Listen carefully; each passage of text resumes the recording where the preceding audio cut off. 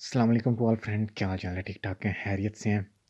Spanish में रंगों के नेम को क्या कहते हैं? अमारियो, पीला रंग। अमारियो, पीला रंग। असूल, नीला रंग। असूल, नीला रंग। नराहा, माल्टा कलर, माल्टा रंग। मोरादो, जामनी कलर, मोरादो, जामनी कलर।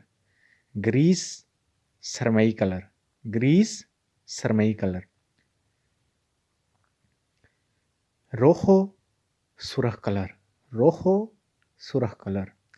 वेर्दे, हरा कलर, वेर्दे, ग्रीन कलर। रोसादो, रोसादो, गुलाबी कलर, रोसादो, गुलाबी कलर। नेग्रो, काला रंग, नेग्रो, काला रंग। ब्लंको, सफ़ेद रंग, ब्लंको, सफ़ेद रंग।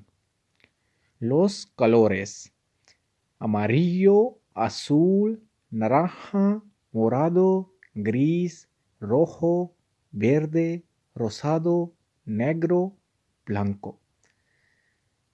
Amarillo, पीला रंग, azul, नीला रंग, naranja, माल्टा रंग, morado,